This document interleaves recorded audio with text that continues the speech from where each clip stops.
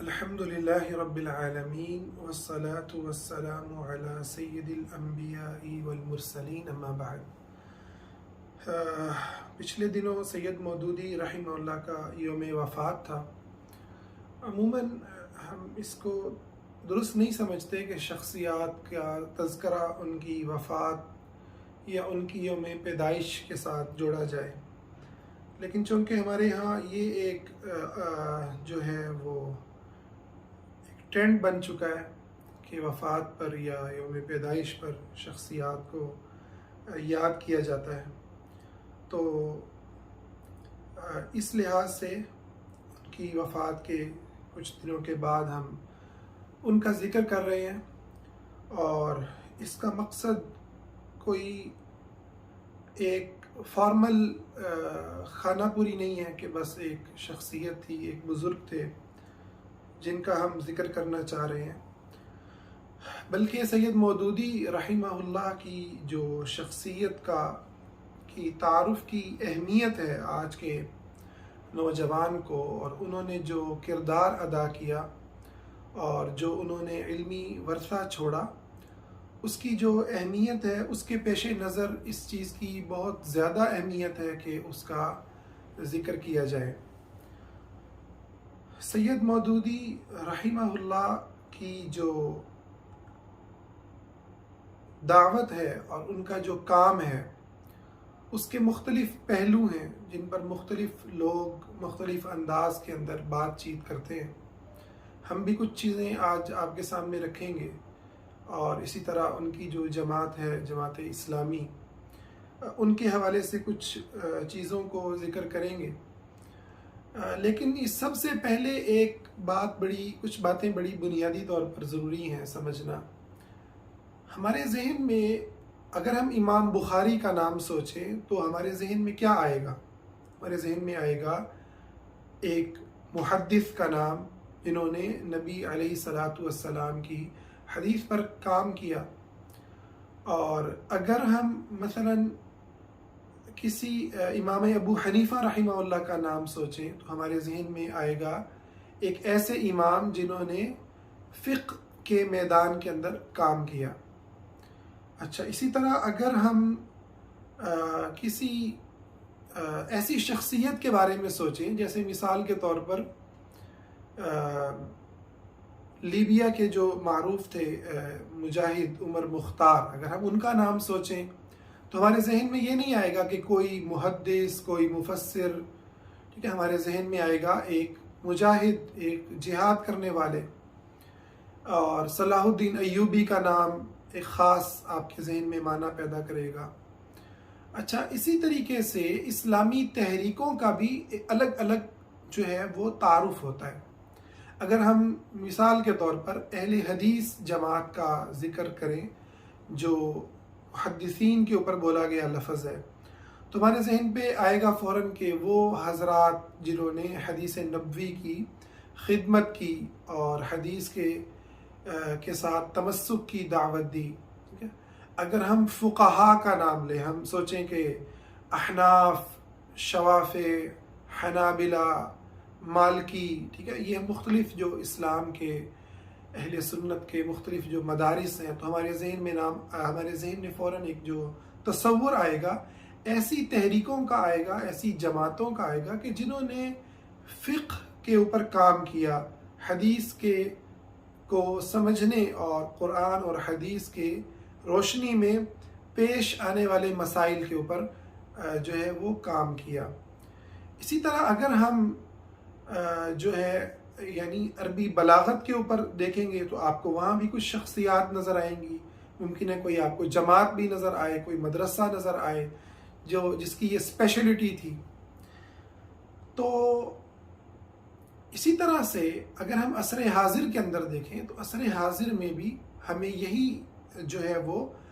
چیزیں نظر آتی ہیں۔ کوئی آپ کو جہاد سے متعلق لوگ نظر آئیں گے، کوئی آپ کو فقہ کے میدان میں کام کرتے ہوئے، کوئی تفسیر کے میدان میں، ٹھیک ہے، کچھ شخصیات آپ کو حدیث کے میدان میں، کچھ آپ کو عربی زبان کے میدان میں، اور کچھ آپ کو اسلامی جو دعوت ہے اور اس کے میدان میں، کوئی آپ کو سیاست اسلام کی جو سیاست ہے اس کے میدان کے طور پر آپ کو تعارف ہوگا۔ اب ہوتا یہ ہے کہ جب ہم کسی بھی شخصیت کو ڈسکس کرتے ہیں، کسی بھی تحریک کو ڈسکس کرتے ہیں، تو ہم یہ ایک بڑی غلطی کرتے ہیں کہ ہم اس شخصیت کا جو اصل کام ہے، جو اصل اس کا میدان ہے، ہم اسے اس میدان میں اسے دیکھنے کی بجائے جو چیز اس کا میدان نہیں ہے، ٹھیک ہے، ہم اس کے اندر اس کو تولنا شروع کر دیتے ہیں۔ بطور مثال اگر ہم امام ابو حنیفہ احناف کے اوپر مثلا انہیں ہم دیکھیں کہ حدیث کا جو علم ہے، راویوں کا علم ہے، حدیث پر حکم کا علم ہے، اس کے اندر اگر ہم انہیں تولیں گے تو یقیناً ہمیں وہاں پر کمزوری نظر آئے گی کہ وہاں اس چیز کے اندر جو ہے مضبوطی موجود نہیں ہے۔ اسی طرح اگر ہم بعض محدثین کو دیکھیں گے تو ہمیں نظر آئے گا کہ ان کا علم فقہ کے اندر بھی آپ کو کمزوری نظر آئے گی کہ وہ اصول فقہ کے ماہر نہیں ہیں، اور قیاس کے میدان میں ان کا کوئی خاص کام نہیں ہے۔ بعض محدثین کے ہاں آپ کو یہ چیزیں نظر آ جائیں گی۔ اچھا، اسی طرح آپ اگر کسی ادیب کو، کسی ماہر لغت کو دیکھیں اور آپ اس کو چیک کرنا شروع کر دیں تو آپ پریشان ہو جائیں گے کہ اس کو تو شاید حدیث میں بھی کمزور ہے اور فقہ کے اندر بھی کمزور ہے۔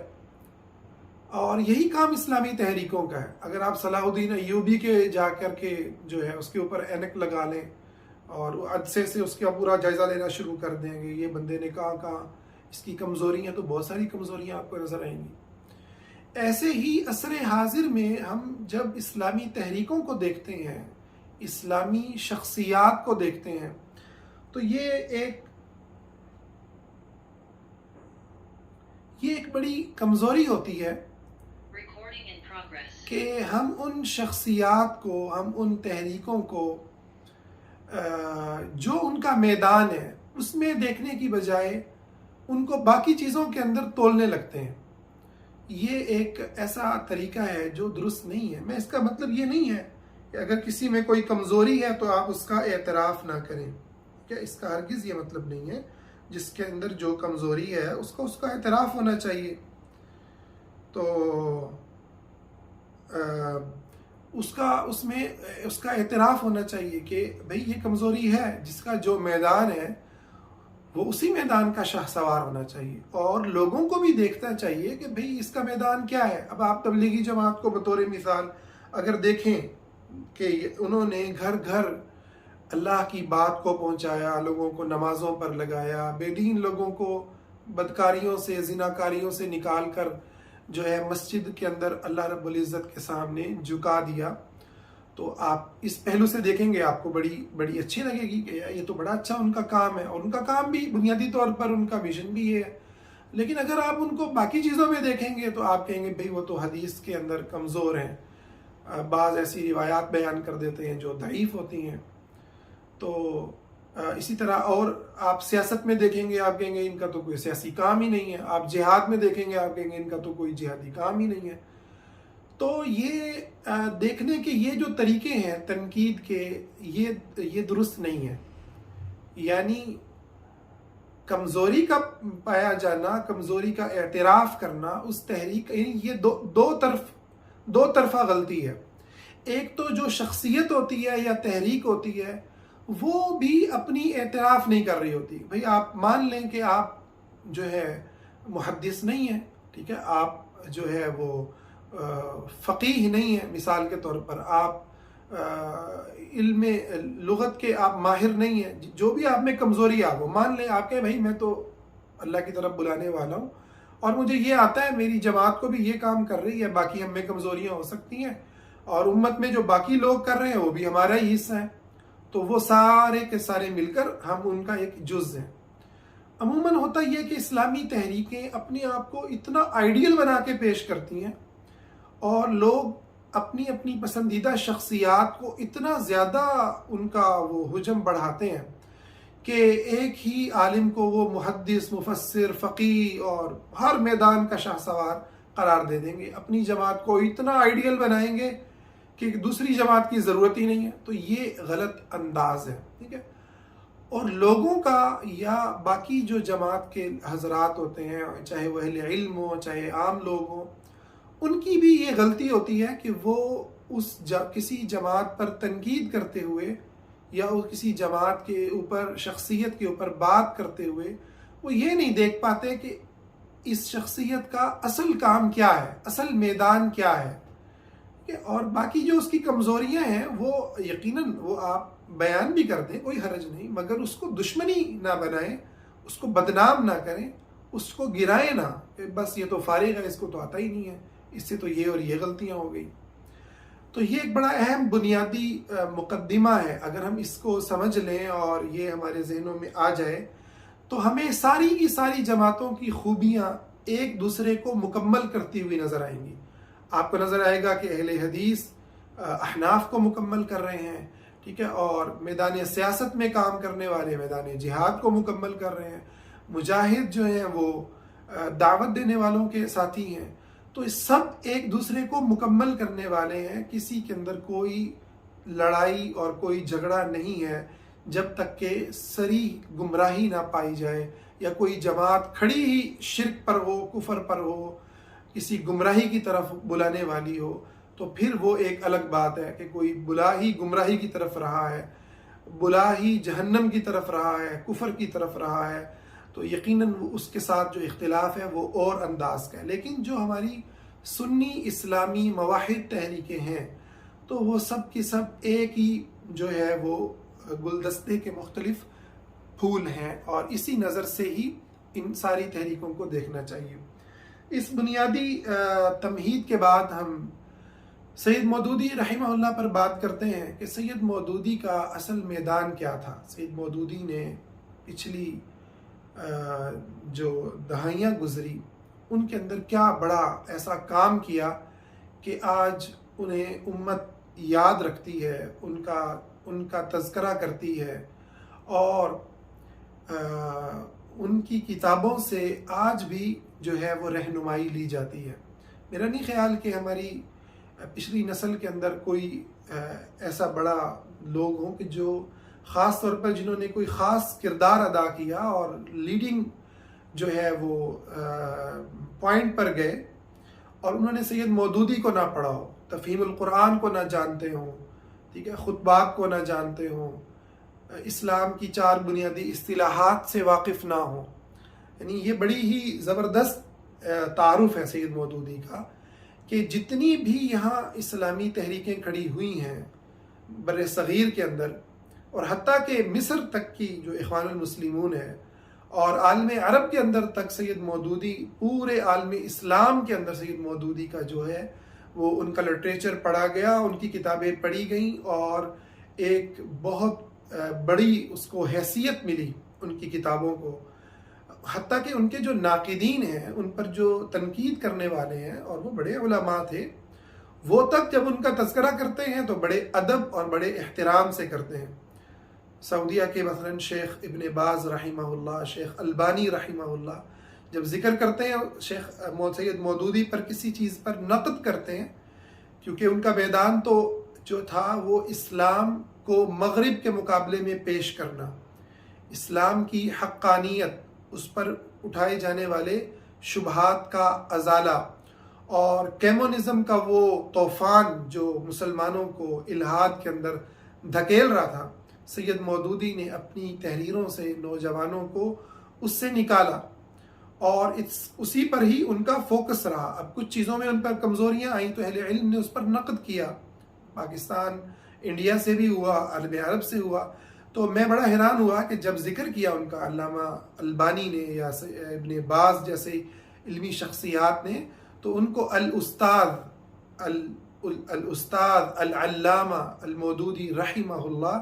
اس طرح کے القاب دے کر کے ان کا تذکرہ کیا۔ تو وہ کیا چیز تھی جو سید مودودی نے کی، تو اس کو ہم کچھ نقاط کے اندر آپ کے سامنے رکھتے ہیں۔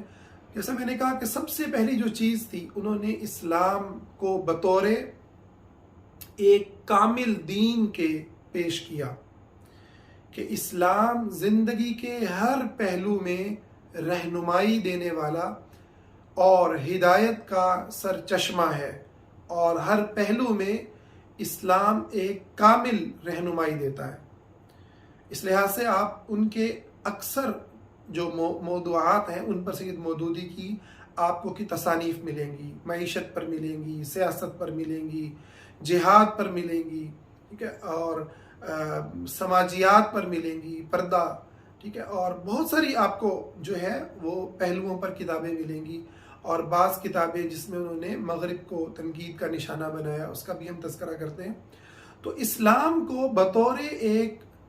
جو ہے وہ زندگی کے ہر پہلو میں رہنما اور رہبر دین کے طور پر انہوں نے پیش کیا، اور ایک ایسی زبان کے اندر پیش کیا کہ جو زبان اس وقت کے نوجوان سمجھتے تھے. یعنی اس کو مشکل علمی اور جو ہے اصطلاحات کی بجائے عام فہم زبان کے اندر جو ہے وہ بات رکھی. بالکل وہ کام جو علامہ اقبال جو اس وقت شاعری کے ذریعے کر رہے تھے اور امت کو جگانے کا اور امت کو مغرب کے حملوں سے نکالنے کا، وہی کام سید مودودی نثر کے اندر کر رہے تھے. اپنی کتابوں کے ذریعے وہ پیغام پہنچا رہے تھے. اس کے اندر انہوں نے جہاں اسلام کی سچائی اور اسلام کی حقانیت کو بیان کیا اور مغرب کے مستشرقین کے شبہات کا ازالہ کیا، چاہے وہ پردے سے متعلق ہوں، لونڈی سے متعلق ہوں، جہاد سے متعلق ہوں، اسلام کی معیشت سے متعلق ہوں، اسلام کے قیامت تک کے لیے جو ہے انسانوں کے لیے رہبر اور رہنما ہونے سے متعلق ہوں. اس کے ساتھ ساتھ انہوں نے مغرب کے جو فلسفے تھے ان کا بڑا شاندار رد کیا. جیسے انہوں نے قومیت کا رد کیا، وطنیت کا رد کیا، اور ان کی اس وقت جو تصانیف تھیں جن کے اندر ان کے مضامین چھپے، تحریک آزادی ہند اور مسلمان، اگر وہی پڑھ لی جائے، میں اس کو تقریباً 4 بار پڑھ چکا ہوں، اور میں نے جب بھی اس کو پڑھا میں نے عجیب لطف پایا اس کتاب سے. اس کا پہلا جو حصہ ہے اس کے اندر سید مودودی نے ان لوگوں پر رد کیا جو اس وقت کے علمی لوگ تھے، علماء تھے، لیکن وہ یہ کہہ رہے تھے کہ مسلمان اور ہندو وہ سب ایک قوم ہے، متحدہ قومیت کی بات کر رہے تھے اور ایک قوم کا نعرہ لگا رہے تھے، اور اسلام کی بنیاد پر جو تفریق ہے اس تک کا انکار کر رہے تھے. ان پر سید مودودی نے بڑا ہی زبردست اور علمی نقد کیا کہ اللہ تعالیٰ نے مسلمانوں کو ایک ملت بنایا، ایک امت بنایا، اور وہ ایسی امت نہیں ہے کہ جو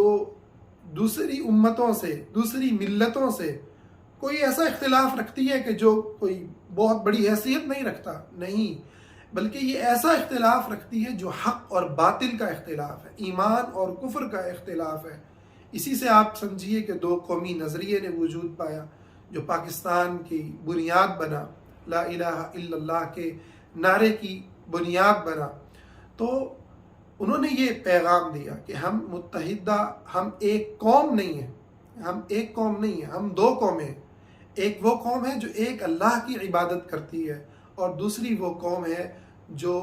بتوں کی پوجا کرتی ہے، جو گائے کی پوجا کرتی ہے، اور ہم گائے کو ذبح کرتے ہیں.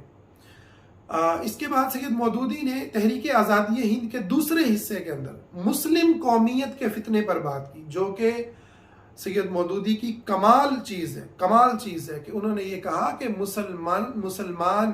کوئی جرمن قوم کی طرح، کوئی سید ارائیں اور نسل در نسل چلی آنے والی قوم کی طرح، یا کسی رنگ اور نسل اور خطے اور زمین سے جڑی ہوئی کوئی قوم نہیں ہے.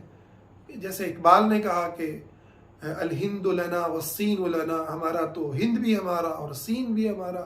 ٹھیک ہے، ہم ہیں مسلمان اور سارا جہاں ہمارا.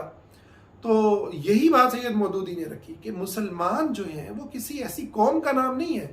کہ جو محض جو ہے نسل در نسل جو چلی منتقل ہوتی چلی آئے گی، بلکہ یہ تو اللہ کی تابعداری کرنے والی ایک قوم ہے، اور اس کے احیاء کے لیے، اس کو کھڑا کرنے کے لیے محض نعروں کا مارنا کافی نہیں ہے،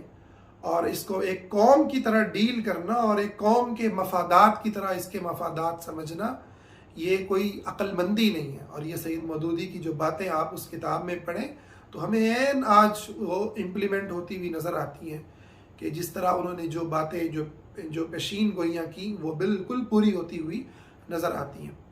تو یہ بڑا کمال ان کا موقف تھا، انہوں نے امت کو اور اسلام کو اس کی ایک حقیقی شکل کے اندر پیش کیا کہ یہ اللہ تعالیٰ کی تابعداری کا نام ہے، ایک اللہ کی عبادت کرنے اور ایک اللہ کے سامنے جھک جانے کا نام ہے۔ اور یعنی انہوں نے قومیت کے، وطنیت کے اور حتیٰ کہ مسلم قومیت کے ان تمام فتنوں کے اوپر انہوں نے اس وقت رد کیا، اور اسی طرح سے اسلامی نظام کی بھی بات کی کہ اسلامی نظام کیا ہوتا ہے، اسلام کا نظام کس نوعیت کا ہوتا ہے، اور اس سارے عمل کو وہ لے کر کے چلے۔ اس کے بعد آپ سید مودودی کا جو ایک بڑا کارنامہ سمجھتے ہیں پاکستان بننے کے بعد، جو انہوں نے اس حوالے سے لیا، اور اس پر میں خصوصی بات کرنا چاہوں گا کیونکہ ہمارے ہاں اس چیز سے لوگ، بعض حضرات ہمارے سید مودودی اور جماعت اسلامی کے درمیان تفریق کرتے ہیں۔ سید مودودی تو بڑے ہی جو ہے وہ کمال کی کہ مفکر تھے، اور جماعت اسلامی تو پتہ نہیں کون سی جو ہے وہ گمراہی کا شکار جماعت ہے۔ یہ تصور بالکل درست نہیں ہے۔ سید مودودی جماعت اسلامی کے بانی ہیں، اور قیام پاکستان کے بعد سید مودودی نے بڑا ہی دانش مندانہ جو فیصلہ کیا وہ یہ تھا کہ اب ان کے پاس دو راہیں تھیں، یا تو وہ، بلکہ آپ کہہ لیں کہ تین راہیں تھیں جو آج کے ہم زمانے کے اندر دیکھتے ہیں۔ ایک تو وہ لوگ تھے کہ جو بالکل ہی مسلمانوں کے اجتماعی عمل سے کٹ گئے، انہوں نے اپنے آپ کو مدارس میں بند کر دیا، یا ان کی دعوت ایک فرد تک کے لیے کافی ہو گئی۔ انہوں نے کہا بس ہم افراد کو مخاطب کریں گے، لوگوں کو جا کے نماز کی تعلیم دیں، اس کی اہمیت کا انکار نہیں، ٹھیک ہے، لیکن جو خلا تھا ہم اس کی بات کر رہے ہیں کہ اس سے جو خلا پیدا ہونا تھا اس کو کس طریقے سے سید مودودی نے پر کیا۔ تو ایک جماعت تو اس طرف چلی گئی جنہوں نے کہا ہم دینی تعلیم کی طرف جائیں گے، مدارس میں جائیں گے اور لوگوں تک پیغام پہنچائیں گے۔ عموماً ہمارے جو دینی روایتی طبقے ہیں وہ اسی طرف گئے، اور اسی میں کچھ لوگوں نے اصلاح عقائد کا کام کیا الحمدللہ، جس میں بڑے بڑے حضرات اور ان کی بڑی قربانیاں ہیں، اسی طرح مدارس والوں کی بڑی قربانیاں ہیں، ایسے ہی جن حضرات نے دروازے کھٹکھٹا کر کے لوگوں کو اللہ کی طرف بلایا، ان کی بڑی قربانیاں ہیں اور ان کی بڑی شدید ضرورت ہے۔ مگر جو خلا باقی تھا وہ یہ تھا کہ جب تک ریاست کے اندر امر بالمعروف کرنے والی ریاستی سطح پر کوئی طاقت موجود نہیں ہوگی جو ریاست میں اسلامی آئین کو، اسلامی یعنی آئین کی اسلامائزیشن کو، اور یعنی اسلامائزیشن اس معنوں میں کہ شر کو کم کرنا اور خیر کو بڑھانا، جب تک وہ اس کو کوئی کھڑا نہیں کرے گا اس وقت تک جو اگر ہماری جو ہم پر جو طاقت مسلط ہے، اگر ہم پر جو نظام مسلط ہے، اگر وہ بے دینوں کے ہاتھوں میں آئے گا تو یقیناً پھر ایک فرد کو دعوت دینے والا بھی متاثر ہوگا۔ پھر ایسے بے دین لوگ آئیں گے کہ جو پھر معاشرے کے اندر ایسے قوانین بنائیں گے، ایسے سسٹم کو کھڑا کریں گے کہ جو پھر مدارس کی زندگی کو بھی تنگ کر دیں گے، جو پھر دعوت کو بھی تنگ کر دیں گے۔ تو اس چیز کو سید مودودی نے سمجھا کہ اس جو خلا کو پر کرنا وہ نہایت ضروری ہے، اور اس وقت جو تقسیم ہو چکی ہے عالم اسلام کی، جس کا انہوں نے خود رد کیا، اور اصولی طور پر وہ اس کو درست نہیں سمجھتے تھے، اور نہ یہ درست ہے جو عالم اسلام کے ساتھ مغرب نے کیا کہ اس کو مختلف جو ہے وہ ٹکڑوں کے اندر بانٹ دیا۔ یہ ایک امت تھی اور اس کا ایک گھر تھا جسے دارالاسلام کہا جاتا ہے، مگر اس کو وطنوں کے اندر تقسیم کر دیا گیا۔ اب سید مودودی ایک طرف تو یہ بتا رہے تھے کہ بھائی یہ تقسیم صحیح نہیں ہے، یہ امت کا جو گھر ہے، امت کی جو حیثیت ہے وہ ایک جسم کی ہے، اور پوری امت کو ایک جو ہے امت بن کر کے رہنا ہے، اور ایک نظام اور ایک اللہ کی بندگی کا سسٹم ہونا چاہیے۔ مگر اس کے ساتھ ہی وہ یہ دیکھ رہے تھے کہ عملاً چونکہ اب یہ واقعہ ہو چکا ہے کہ مسلمان مختلف اب ریاستوں کے اندر تقسیم ہے، تو اب ان کے پاس دو ہی راستے بچتے ہیں، یا کہہ لیں کہ تین راستے بچتے ہیں۔ تیسرا راستہ جس کو میں آخر میں ذکر کروں گا،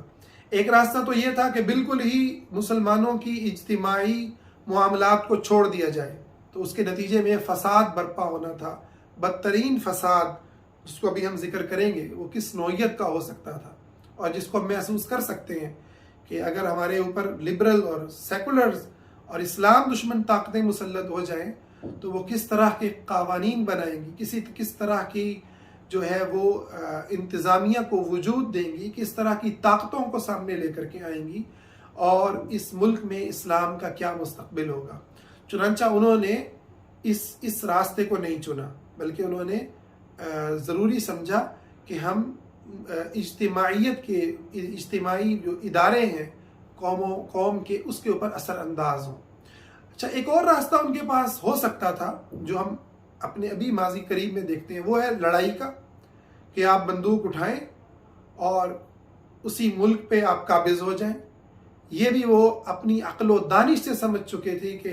تاریخ گواہ ہے کہ اسلام کے نام لینے والے معاشروں میں، اللہ کی بندگی کرنے والے مسلمانوں کے معاشروں میں جب کبھی بھی بغاوت کی گئی ہے، اسلحہ اٹھایا گیا ہے، تلوار اٹھائی گئی، اس کے نتیجے میں سوائے فتنہ و فساد کے کچھ نہیں ملا، سوائے قتل و غارت کے کچھ حاصل نہیں ہوا۔ اس لیے سید مودودی نے اس راستے کو بھی نہیں چنا، اور یہ انہوں نے بہت ہی کمال دانش مندی دکھائی، جس کو آج بھی ہم محسوس کرتے ہیں کہ آج ہم دیکھتے ہیں کہ جن لوگوں نے یہ راستہ چنا لڑنے اور مرنے کا، وہ کس طریقے سے عالمی طاقتوں کے ہاتھوں استعمال ہوئے، اور انہوں نے اپنے ہی ملکوں کو کس طریقے سے بد امنی کا گڑھ بنایا، اور کس طریقے سے انہوں نے معاشروں کو مزید جو ہے وہ پیچھے دھکیل دیا، اور لادین طاقتیں انہیں استعمال کر کے کس طریقے سے آج فتح و کامیابی و کامرانی پہ مسرور ہیں، اور مسلم ممالک کے اندر ہی مسلمانوں کی طاقتوں کو آپس میں لڑا دیا گیا، عوام اور اللہ تعالیٰ کی بندگی کے نام پہ، اللہ کے دین کی حاکمیت کے نام پہ مسلمانوں کی ہی دو طاقتیں آپس کے اندر ایک دوسرے کے مد مقابل کھڑی کر دی گئیں۔ تو سید مودودی نے اس راستے کو بھی نہیں چنا۔ اب راستہ کیا تھا کہ وہ جو ہے اس جمہوری نظام کے اندر اثر انداز ہوتے، اور جس قدر خیر کو بڑھانا ممکن تھا اور جس قدر شر کو کم کرنا ممکن تھا وہ اس کے اوپر کام کرتے، اور اس پر انہوں نے کمال کام کیا۔ آپ دیکھیے ختم نبوت کا جو ملک میں جو بل پاس ہوا اور جو قوانین بنے، جس کے اندر بہت سی خیر کی باتیں شامل ہوئی، شر کے بہت سے دروازے بند ہوئے، قادیانیوں کو کافر قرار دیا گیا، اس کے اندر ایک بڑا کردار جماعت اسلامی سید مودودی رحمہ اللہ کا تھا کہ انہوں نے اپنی محنتوں سے، اور یقیناً اس وقت دیگر جماعتوں کے علماء نے بھی ایک بڑا کردار ادا کیا۔ سید مودودی کا ایک اور بڑا تعارف جس کو جاننا بڑا ضروری ہے، اور میں سمجھتا ہوں کہ اس کو بیان کرنا ان کے اس مقام کے لائق ہے، وہ تھا کہ فرقہ واریت سے نکالنا۔ سید مودودی رحمہ اللہ نے بر صغیر کے اس ماحول میں کہ جہاں ہر جماعت، ہر مسلک، ہر گروہ چند باتوں کو لے کر کے خوش تھا، چند باتوں کو لے کر کے اس قدر خوش تھا کہ وہ اسے باقی جماعتوں سے اس کی لڑائی اور دشمنی قائم تھی، یعنی بجائے اس کے کہ ان مسلکوں کی لڑائی، ان گروہوں اور جماعتوں کی لڑائی یہود سے ہوتی، یہ اپنے دشمنوں میں عیسائیوں کو دیکھ پاتے، ہنود کو دیکھ پاتے، یہ کیمونزم کو دیکھ پاتے، یہ سیکولرزم کو دیکھ پاتے، یہ نیشنلزم کے اس بت کو دیکھ پاتے جو مغرب سے آیا، یہ ان گمراہیوں کو دیکھ پاتے کہ جو عالم اسلام پہ حملہ آور تھیں۔ یہاں کا عموماً مذہبی طبقہ وہ چند باتوں کے اوپر خوش تھا، کچھ باتیں تو یقیناً ان کی حق تھیں، جیسا کہ اللہ کی توحید کی باتیں، اللہ تعالیٰ کی عبادت کی باتیں، لیکن بہت سی وہ باتیں تھیں جس پر وہ تشدد اور جس پر مناظرہ بازی، جس پر ایک دوسرے کے پیچھے نمازوں کو چھوڑنا، وہ بالکل باطل بنیادوں پر قائم تھا۔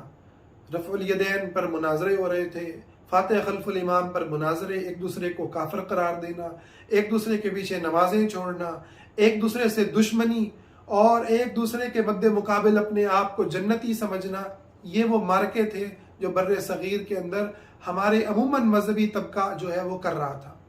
ایک ایسے ماحول میں سید مودودی نے ایک عام نوجوان کو، ایک عام مسلمان کو اس تمام فرقہ واریت سے نکال کے اور اس بات پر خوش ہونا کہ بس میں فلاں جماعت میں ہوں اور یہی جنت کو جانے والی ہے، اور میرے تو فلاں اور فلاں بزرگ ہیں اور میں نے تو ان کا ہاتھ تھام لیا ہے، تو اب میری جنت جو ہے وہ پکی ہے۔ سید مودودی نے اس ساری سوچ سے نوجوان کو نکال کے اسے اسلام کی فکر سے روشناس کیا، اسے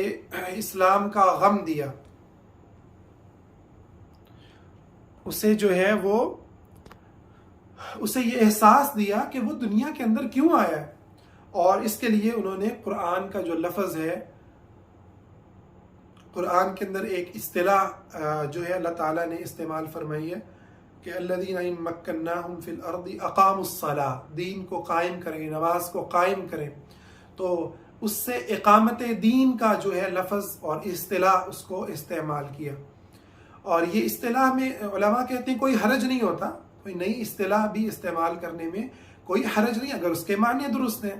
اس کا اگر معنی درست ہے۔ تو سید مودودی نے اقامت دین، قیام دین، غلبہ اسلام، یہ مختلف جو اصطلاحات ہیں ان کو استعمال کیا اور ایک نوجوان کو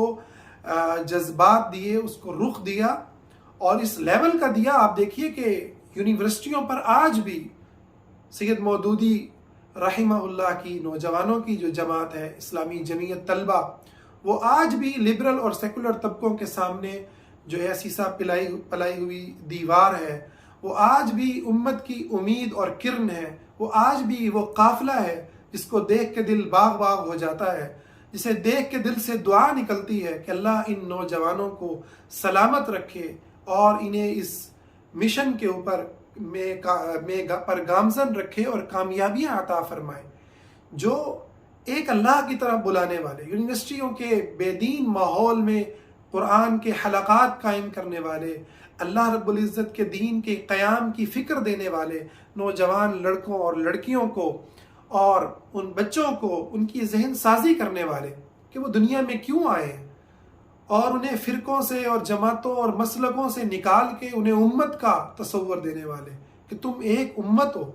تم ایک امت ہو، امت کا درد دینے والے، امت کی فکر دینے والے۔ آج بھی الحمدللہ اسلامی جمعیت طلبہ کے نوجوان، ان کے تعلیمی حلقے، ایسے ہی خواتین کے حلقات، اسلامی جمعیت جو طالبات ہیں ان کے آپ وہ دیکھیں، میرا بڑا اپنا خوبصورت بڑے تجربات میرے رہے۔ میں نے جب سید مودودی انسٹیٹیوٹ کے اندر پڑھا تو اسلامی جمعیت طلبہ عربیہ کے ساتھ میرا وہاں پر تعلق قائم ہوا، اور میں نے ان لوگوں کو دیکھا کہ کس طریقے سے وہ صرف یہ نہیں بلکہ انہوں نے نوجوانوں کو ایک مثبت جو کام ہے اس کے لیے استعمال کیا، اور اس پوری یعنی جو سیاسی بصیرت تھی اس کے اندر آپ دیکھیں گے کہ جس قدر اللہ تعالیٰ نے ان لوگوں کو بصیرت دی، اس قدر بصیرت شاید ہی کسی اور کو جو ہے وہ نصیب میں آئی ہو، خاص کر کے اسلام کے اس دور میں قیام اور اس کے لیے محنت کرنے کے حوالے سے۔ تو جہاں پر ان کو سختی کی ضرورت ہوتی وہاں وہ سختی کرتے۔ کتنے شہداء ہیں جو اسلامی جمعیت طلبہ نے جو اسلام کے لیے پیش کیے، کہیں پر جو ہے وہ لسانی اور تعصب پھیلانے والی جماعتوں کا کراچی کے اندر مقابلہ کیا، اور کہیں پر جو ہے وہ کسی اور گروہ کے ساتھ انہوں نے اس کا سامنا کیا، اور صرف کیا ایشو تھا، کیا تعارف تھا۔ آپ دیکھیں سید مودودی رحمہ اللہ کی تربیت اور جماعت اسلامی، آپ کو جتنی بھی جماعتیں ہیں کہیں نہ کہیں آپ کو جب تعارف آپ لیتے ہیں تو کوئی مسلک نظر آئے گا، کوئی شخصیت نظر آئے گی، کوئی نام نظر آئے گا۔ جماعت اسلامی نے اور اسلامی جمعیت طلبہ نے جو تعارف دیا، اور جو ہی آپ ان کا تذکرہ سنتے ہیں تو آپ کے ذہن میں اسلام، امت اسلام، آپ کے ذہن میں اس طرح کے الفاظ گردش کرتے ہیں۔ یہ انہی کا کمال ہے۔ تو یہ مطلب نہیں کہ باقی جماعتوں کے اندر ان کے علماء نے یا انہوں نے کام نہیں کی، یقیناً ان کے اندر بڑے اہل خیر تھے، مگر چونکہ ہم یہاں ایک خاص جماعت کے تعارف پر بات کر رہے ہیں، کبھی ہمیں انشاءاللہ اللہ نے موقع دیا تو ہم باقی جماعتوں کے حوالے سے بھی بات کریں گے، جماعت اہل حدیث کی کیا خدمات ہیں حدیث نبویہ کے حوالے سے، علماء احناف کی کیا خدمات ہیں یہاں جو ہے جیسا میں نے کہا تبلیغی جماعت کی جو خدمات ہیں اور صحابہ کے مسئلے میں دفاع کرنے کے حوالے سے کس قدر خدمات اور کس قدر شہداء ہیں جو یہاں پر ہماری دینی جماعتوں نے قابل احترام جماعتوں نے پیش کیے. لیکن ہم بات یہ کر رہے ہیں کہ اس سب کے باوجود جو وہاں کمزوری تھی وہ مسلک پرستی کا جو غالب ہونا ہے اور بعض فقہی مسائل کا اس قدر شدت اختیار کرنا ہے کہ اس کی بنیاد پر وہ جو ہے جنت جہنم کے فیصلے اور ایک دوسرے سے دشمنیاں اور لڑائیاں اور اس بنیاد پر مسجدوں پہ حملے اور قبضے اور ایک دوسرے کے ساتھ جو ہے وہ ٹسل بازی، یہ سارے معاملات جو کھڑے ہوئے، اس کے اندر سید مودودی رحمہ اللہ ایک رحمت بن کر کے آئے. انہوں نے مسلمانان بر صغیر کو جو ہے وہ اس مصیبت سے نکالا اور ایک نوجوان کو بڑا جو ہے وہ سوچنے کا ایک بڑا پیمانہ دیا کہ وہ اس طرف سوچیں. یہ ان کا ایک بہت بڑا کام ہے اور ایک بہت بڑی ان کی ایک کہہ لیں کہ بہت بڑی ان کی ایک خدمت ہے جو انہوں نے یہ سر انجام دی. اللہ تعالیٰ اسے قبول فرمائے.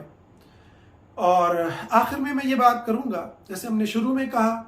ہر جماعت کے اندر جب وہ کسی ایک چیز پر فوکس کرتی ہے باقی چیزوں میں کمزوریاں پائی جاتی ہیں، حتیٰ کہ بدعات کا پایا جانا بھی ممکن ہے. اس لیے ابن تیمیہ رحمہ اللہ نے بڑی خوبصورت بات کہی. وہ کہتے ہیں اگر ہم بدعات کے پائے جانے پر، غلطیوں کے پائے جانے پر علماء کو چھوڑنے لگیں، ان سے دشمنیاں اور نفرتیں پال لیں اور کہیں بھائی بس میں تو بری ہوں، جیسا کہ ہمارے یہاں بعض لوگوں نے یہ کیا سید مودودی کے ساتھ یا اور حضرات کے ساتھ، آپس میں تو وہ کر ہی رہے تھے ایک دوسرے کے مسلکوں کے ساتھ، سید مودودی کے ساتھ بھی یہی کچھ ہوا. تو ابن تیمیہ کہتے ہیں پھر ہمارے پاس کوئی عالم نہ بچے، کیونکہ ہر عالم سے غلطیاں ہوتی ہیں. معصوم تو ہمارے نبی صلی اللہ علیہ وسلم ہے، اس معنی میں کہ اللہ نے آپ کی حفاظت فرمائی اور آپ ہی سے غلطیوں سے جو ہے وہ دین کے اندر غلطیوں سے پاک ہیں. کوئی آپ کی بات ایسی دین کے حوالے سے نہیں ہے، آپ کے منہ سے کوئی ایسا لفظ نہیں نکلا کہ جو شریعت کے یا اللہ کی جو ہے منشا کے خلاف ہو، بلکہ آپ جو بھی بیان کرتے ہیں، جو بھی آپ نے ہمیں پیغام دیا وہ اللہ کی وحی تھی. اور اگر کہیں پر آپ سے کوئی ایسی بات ہو بھی گئی تو اللہ نے فوراً اصلاح فرما دی. جبکہ باقی جتنے بھی لوگ ہیں، چاہے وہ حضرات صحابہ ہیں، ان کے بعد آنے والے ہیں، تو غلطیوں میں واقع ہو جانا، غلطی ہو جانا ہر ایک سے ممکن ہے. اس لیے نبی کریم صلی اللہ علیہ وسلم نے فرمایا کہ جب کوئی کوشش کرنے والا کوشش کرتا ہے تو اس کو جو ہے اس کی دو صورتیں ہیں. اگر تو اس کی کوشش صحیح ہو تو اس کو دوہرا اجر ہے، اور اگر اس کی کوشش میں وہ غلطی کھا جائے تو اس کو ایک اجر ملتا ہے.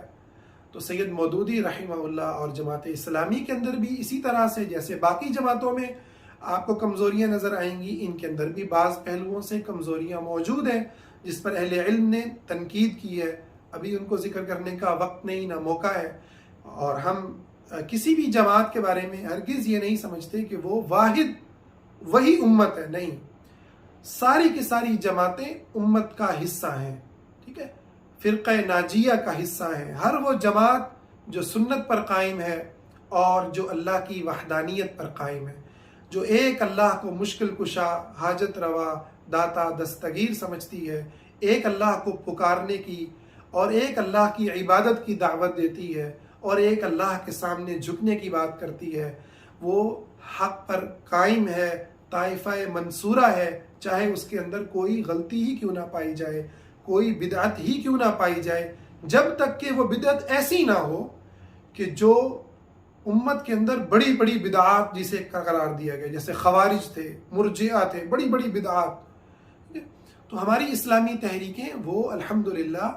اہل سنت فرقہ ناجیہ طائفہ منصورہ پر قائم ہے. اس لیے شیخ ابن باز رحمہ اللہ سے جب سوال ہوا کہ طائفہ منصورہ میں کون کون لوگ ہیں اور ان سے ان جماعتوں کے نام ذکر کیے گئے، اخوان المسلمون، انصار السنہ، تو انہوں نے کہا یہ سب کے سب ہی طائفہ منصورہ ہیں، سب کے سب ہی جو ہے وہ درست راستے پر گامزن ہیں، اور غلطیاں کس سے نہیں ہوتی، سب سے ہوتی ہیں. تو جماعت اسلامی اور سید مودودی رحمہ اللہ سے بھی یقیناً بہت ساری چیزوں میں اخطاء ہوئی جہاں اہل علم نے ان پر مختلف انداز میں نقد کیا، اور وہ تنقید قابل توجہ ہے. ہم ہرگز نہیں کہتے کہ اس کو نہیں دیکھا جانا چاہیے، یقیناً دیکھنا چاہیے، چاہے کوئی جماعت اسلامی کا حصہ ہے یا جماعت اسلامی سے باہر ہے. مگر ساتھ ہی جماعت اسلامی نے جو کردار ادا کیا ہے اور ان کی جو اس وقت بھی پوزیشن ہے اور جس طریقے سے وہ لیڈ کر رہے ہیں، آپ دیکھیں جتنی بھی دیگر جماعتیں ہیں ان کے ناموں کے ساتھ اور ان کی سیاست کے اندر جب ہم دیکھتے ہیں تو آپ کو یہ کمزوری نظر آئے گی، اور یہ دل گواہی دے گا کہ وہاں پر آپ کو اسلام سے زیادہ مسلک کی جو دفاع ہے وہ زیادہ نظر آئے گا، اور اس سے بھی کہیں زیادہ اب تو جو ہے محض ایک دو سیٹیں مل جائیں تو خاموش ہو کر ہمارے بہت سی دینی جماعتوں کے لوگ بلبلے کی طرح بیٹھ جاتے ہیں، ٹھیک ہے۔ اگر کوئی وہاں پر لڑتا ہے، چاہے وہ ابھی پیش ہونے والے بل ہوں جو ہم جنس پرستی کی حمایت کرنے میں جو ہے وہ کردار ادا کرنے والے ہیں، یا اس سے پہلے، تو آپ دیکھیں گے کہ اس کے اندر جماعت اسلامی کا ایک مین اور بڑا بنیادی کردار ہوتا ہے، اور اس کے ساتھ یقیناً پھر دیگر جماعتیں بھی شامل ہوتی ہیں۔ لیکن عموماً ہمارے ہاں جماعتوں کا جو سیاست کے اندر کردار ہے وہ بڑا عجیب ہے۔ اور دوسری بات جو بڑی ہی میں قابل تعریف سمجھتا ہوں وہ ہے کہ جماعت اسلامی کا پرامن رہنا اور اعتدال پہ قائم رہنا۔ جماعت اسلامی ایک بڑی طاقت ہونے کے باوجود نوجوانوں کی ایک زبردست قوت اس کے ساتھ ہونے کے باوجود جماعت اسلامی نے اسلامی ممالک کے اندر تشدد کے راستے کی ہمیشہ نفی کی، لڑنے مرنے کے راستوں کی ہمیشہ نفی کی۔ البتہ جہاں پر کفر اور صلیب حملہ آور تھا اس کی انہوں نے ہمیشہ حمایت کی، چاہے وہ کشمیر کا جہاد ہو، چاہے وہ افغانستان کا جہاد ہو، یا امت کے کسی اور محاذ پہ لڑے جانے والا جہاد ہو۔ البتہ جہاں پر اس مسلمانوں کے ممالک کے اندر جو فتنہ و فساد تھا اس کی ہمیشہ انہوں نے نفی کی۔ یہ ان کی بڑی ہی قابل ذکر خوبی ہے کہ وہ اعتدال پر قائم رہنے والے، قانون کے دائرے میں رہ کر جد و جہد کرنے والے، اور اللہ تعالیٰ کی اس بات پر یقین رکھنے والے کہ لا یکلف اللہ نفسا الا وسعها، اللہ کسی کو مکلف نہیں کرتا مگر اتنا ہی جتنی اس کے اندر استطاعت ہے۔ اور اللہ تعالیٰ نے ہمیں اس بات سے منع کیا کہ ہم اپنے آپ کو ایسی آزمائش میں ڈالیں کہ اپنے آپ کو ذلیل کر لیں، جیسا کہ حدیث نبوی میں آتا ہے کہ مومن اپنے آپ کو ذلیل نہیں کرتا، ایسی مشقت میں نہیں ڈالتا۔ تو جماعت اسلامی نے ہر ایسے منہج کی، ہر ایسے طریقے کی تردید کی کہ جو امت کو عذاب میں ڈالنے والا، مصیبت میں ڈالنے والا تھا، اور ہمیشہ پرامن اور پرسکون راستے سے اور وہ جد و جہد کی کہ جو جد و جہد ان کے اخلاص اور ان کی قربانی کی گواہی دیتی ہے۔ یہاں میں پھر ان لوگوں کا بھی ایک دفعہ پھر تردید کرنا ضروری سمجھتا ہوں جو سید مودودی اور جماعت اسلامی کے درمیان تفریق کرتے ہوئے یہ کہتے ہیں سید مودودی تو جو ہے وہ امت کے ہیرو ہیں، اور جماعت اسلامی جو ہے وہ فضول جو ہے وہ اس کے اوپر راستے پر چل رہی ہے۔ یہ ان کی سوچ بالکل غلط ہے۔ جماعت اسلامی سید مودودی رحمہ اللہ کے ہی راستے پر ہے اور اپنی اس مشن کے اوپر گامزن ہے جس پر سید مودودی چلے اور اسی پر چل رہی ہے۔ البتہ جماعت کو مزید بہتر ہونا ہے، انہیں اپنی کمزوریوں کو دور کرنا ہے۔ سید مودودی رحمہ اللہ ہرگز معصوم نہیں تھے، ان کے اندر اگر کوئی خطا پائی گئی اس کا اعتراف کرنا، یہ صرف جماعت اگر یہ تعصب کہیں ہمیں کسی میں نظر آئے گا جماعت کے کسی بندے میں تو یہ صرف جماعت کا مسئلہ نہیں ہے، ہر جماعت میں ایسے لوگ موجود ہیں۔ آپ اہل حدیث میں چلے جائیں، وہ اپنے بزرگوں کی غلطی ماننے کو تیار نہیں ہوں گے، دیوبند میں چلے جائیں وہ اپنی غلطی ماننے کو تیار نہیں۔ تو یہ ہمارا ایک نفسیاتی اور ایک ہمارا اجتماعی مذہبی مسئلہ ہے کہ ہم جو ہے وہ بسا اوقات شدید ہو جاتے ہیں، تو اس کو یقیناً اس کی طرف توجہ دینی چاہیے۔ اللہ سے دعا ہے اللہ سید مودودی رحمہ اللہ کی قبر پر کروڑہا رحمتیں نازل فرمائے، اور ان کے لٹریچر سے ہمیں اس میں جو حق ہے اس سے ہمیں استفادہ کرنے کی توفیق عطا فرمائے، اور کسی بھی شخصیت کے لیے تعصب سے ہمیں محفوظ فرمائے۔ جماعت اسلامی اور خاص کر کے اسلامی جمعیت طلبہ کے مبارک قافلے کو اللہ ہمیشہ حق پر گامزن رکھے۔ یہ وہ لوگ ہیں کہ جن کے تذکرے سے دل روشنی سے بھر جاتا ہے، امید سے بھر جاتا ہے کہ اللہ نے آج بھی امت میں ان لوگوں کو زندہ رکھا ہے جو امت کی امید ہیں، جو امت کی زندگی کے لیے لڑ جاتے ہیں، امت کی زندگی کے لیے اپنی جانیں دے دیتے ہیں۔ جو امت کی بقا کے لیے میدانوں میں کھڑے ہوتے ہیں، فلسطین کے لیے، کشمیر کے لیے، امت کے ہر مسئلے پر یہ لوگوں کو جمع کرتے ہیں، لوگوں کو پیغام دیتے ہیں۔ اللہ انہیں ہمیشہ حق پر قائم و دائم رکھے، آمین یا رب العالمین۔